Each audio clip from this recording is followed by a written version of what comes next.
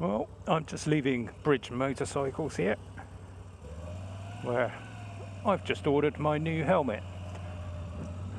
But that'll be for another video. And I've got to say, what a nice place. Had some food there in the cafe as well, which was pretty good. And they've got the new BSA in there. I shall pop up an image photo that I took on the screen. Very nice indeed. Those are going to be about £6,500, so I think BSA are looking to take on Royal Enfield there. But let me cut to the chase and get to the point of my video today. It's now Thursday, and assuming that all went well with my recording on Tuesday, you'll have already seen that bit. But if things didn't go well, then you might not have seen that bit, so I might have to recover some ground. I had a problem with my microphone. I use the Purple Panda mic that most people use. I've had one for years, and it just stopped working. So on the trip down here to bring my bike down for first service and a warranty issue, I had to stick a Rode Wireless Go in the front of my helmet, and I don't think the audio was very good at all, so apologies for that.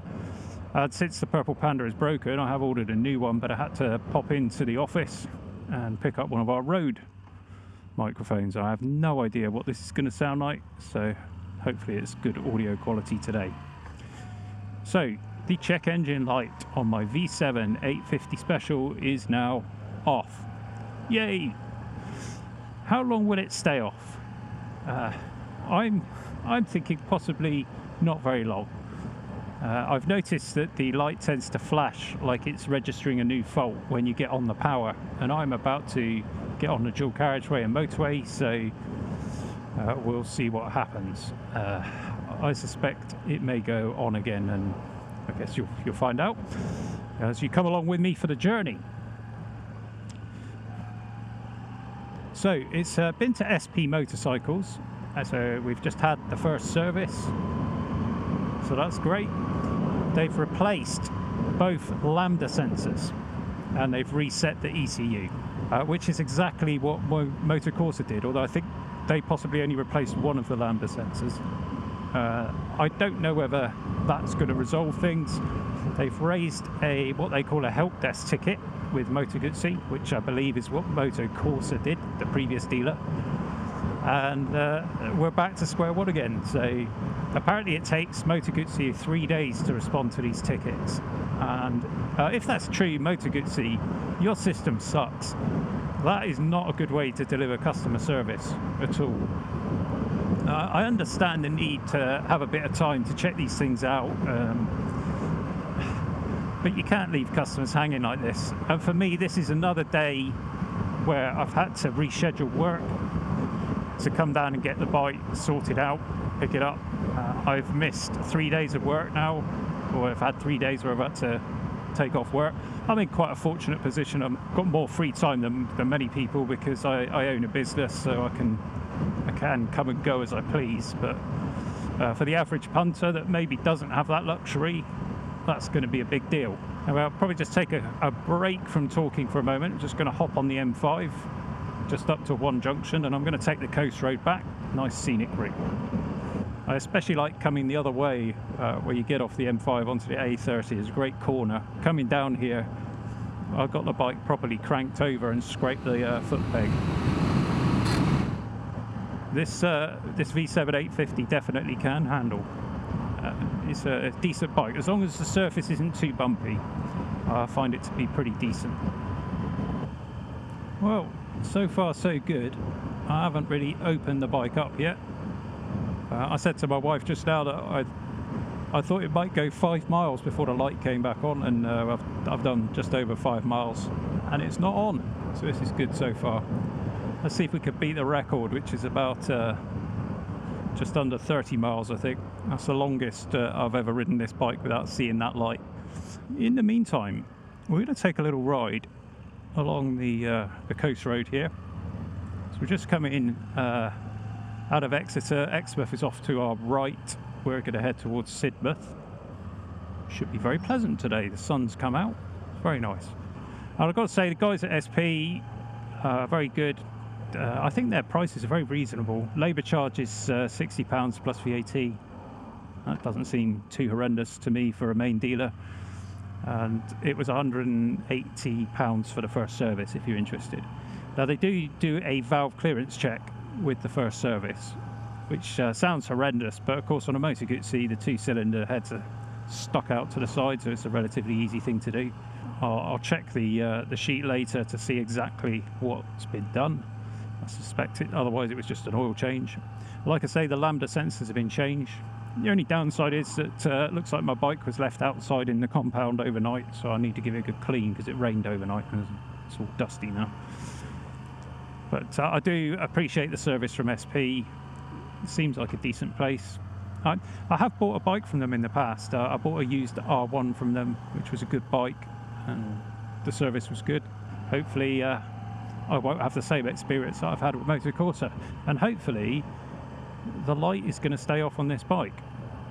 Just coming into Sidford now, over to my right, which you won't be able to see, of course, because the camera is mounted to the handlebars, and this is one of the downsides of not having the camera on your helmet. If I turn my head, you don't get to see what I'm looking at.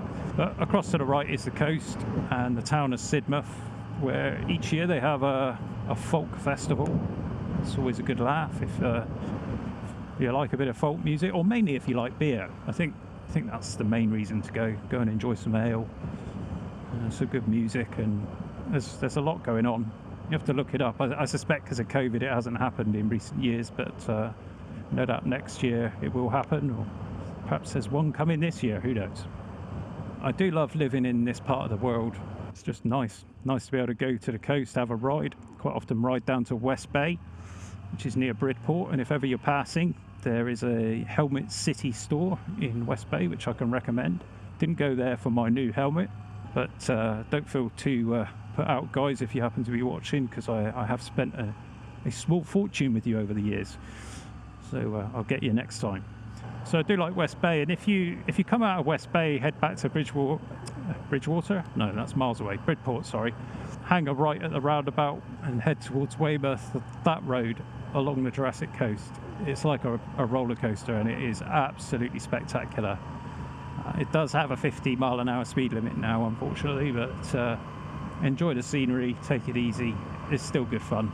Yeah, so this is the other problem of living in this area, is that through the summer it's just constant traffic, constant holiday traffic. Places like Lyme Regis, which is a bit of a favourite even for the locals. We tend to go there more in the winter, because in the summer you can't move for people. It's crazy, and unfortunately that's what it's like when you live in Devon, in this area. You get a lot of holiday traffic. You've got to put up with that, but we've got to share everything around, haven't we? Here we go, let's have a go. Drop a gear, and it's on. There it is. Yes, ECU light straight on. Flash it away. It's flashing, still flashing, thinking about it. Yeah, it hasn't come on. Interesting. Did flash for quite a while though. I seem to recall when I first picked up the bike from Moto Corsa, it did the same thing. Let's have another go.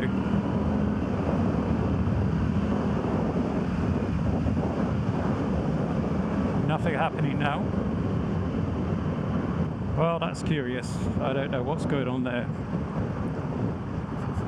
Yeah, I've got this vague memory of I picked up the bike from Moto Corsa and I needed to do an overtake past the tractor. We were going down a hill and then up a hill, and so the suspension kind of, bottoms as you'd expect right as I was changing gear, and I just noticed out the corner of my eye the ECU light was flashing. Check engine light, sorry, was flashing.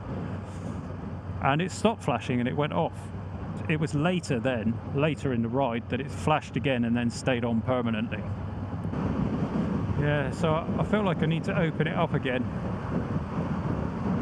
just to try and get that light to flash again. You might be thinking to yourself, why are you trying to get the light to come on? Well, the reason why is because the dealer has opened a help desk ticket with Moto Guzzi. Apparently it takes them 3 days to respond, so they're going to respond if the light hasn't come back on, that'll probably just end up closing the ticket.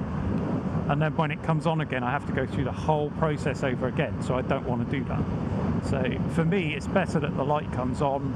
If it's going to come on, we can just head down to Exeter and take it back to SP and get them to find a fix with Moto Guzzi, whatever that is. So whenever I've seen the light flashing, it's always been when I've been overtaken or I've been on the gas, quite often when you're going up a hill as well for some reason. And it often seems to be when you've been going relatively slow and you drop a gear and open it up, that's when it kicks off. Right, here we go. Let's crack on.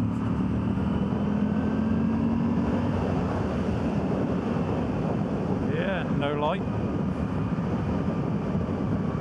Seems fine.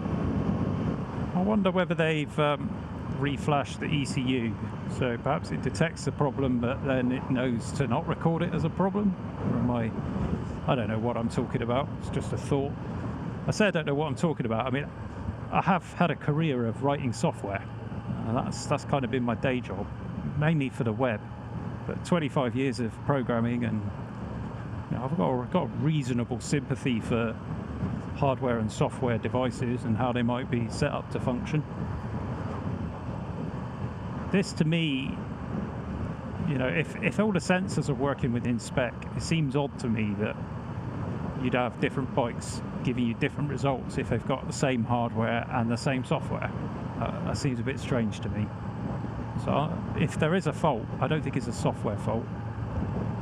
After thinking about it for a while, you know, it seems to me it must be a sensor. And as I say, SP have changed both lambda sensors. Right, we've got another opportunity to scoot on.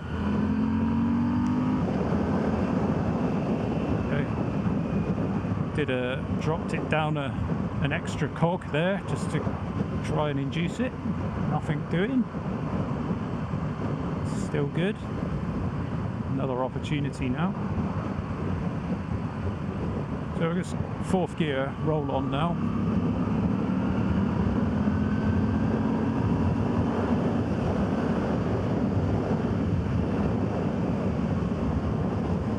Well, there's nothing wrong with that.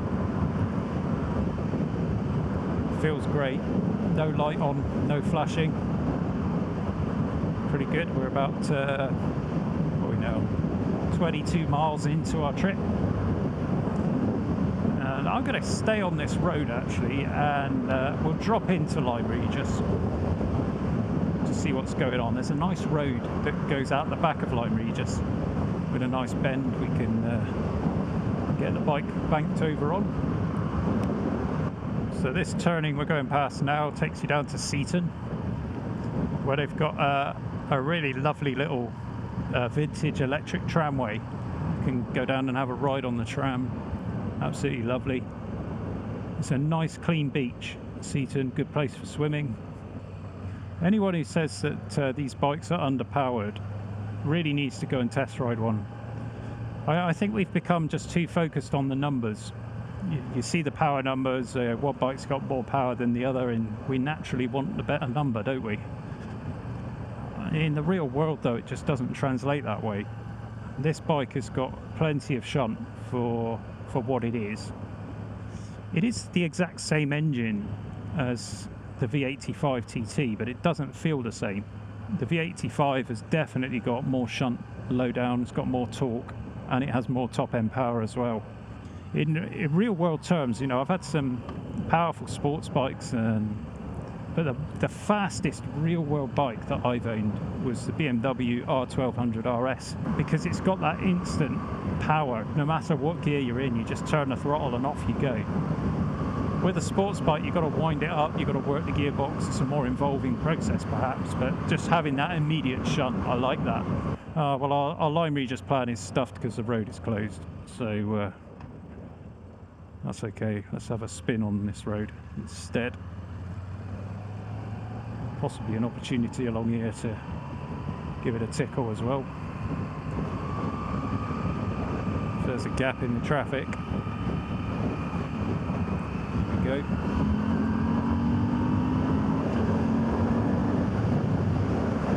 So I'm just doing a clutchless gear change there. Clutchless upshift works really well with this bike.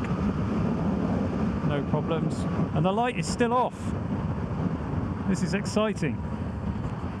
My optimism is starting to build, and you know, I've dampened down my disappointment. I've been really, you know, carefully avoiding getting too upset about it, because I don't want it to spoil my experience at bike. But having spent the money on the bike, you know, you do want to go out and enjoy it. And it's had its first service. I'm not limited on mileage. I can go where I want, and if the light's not on as well, that's just going to feel glorious. Is it fixed? Interesting how it flashed earlier. It's a shame that I didn't have a camera mounted on the helmet to show you that, because it flashed for much longer than it usually would. And previously it's just been a constant flashing of the light, like it's recording a new fault, and then it goes solid again. But this time it did constant flashing. It sort of paused, flashed a bit more, and then stopped, and the light hasn't come on. Yeah, I wonder what's happening. Impossible to know, of course.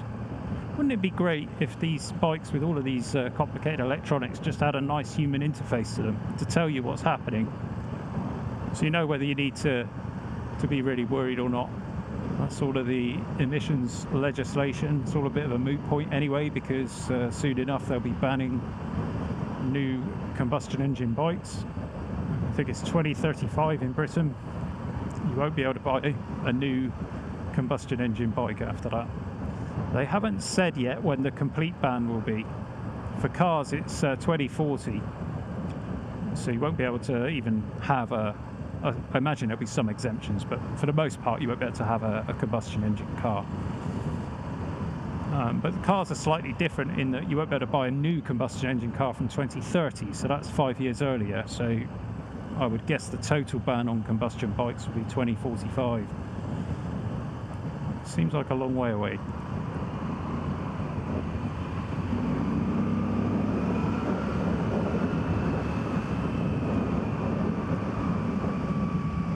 This bike is really pretty good when you're on a smooth enough surface. It's really nimble. And what I love about it is you don't feel like you've got to press on. I love the fact that you can, you know, and you can enjoy a nice bendy road and get the thing cranked over. You can enjoy all of that. You can enjoy a good overtake, but you could also just pedal along. So we're just rolling into the town of Axminster now, and the only light that's come on so far is my petrol light. So I'm just going to go and fill up the tank, and I'll say cheerio here, and I'll flick the cameras back on if the light does come on before I get home. Otherwise, it's looking good so far. Let's hope it lasts. Thanks for watching, and I'll see you again next time. CG Rides. And yes, the check engine light is back on. New record though, got about 31 miles this time, so that's progress, right? Ah dear, and so it goes on.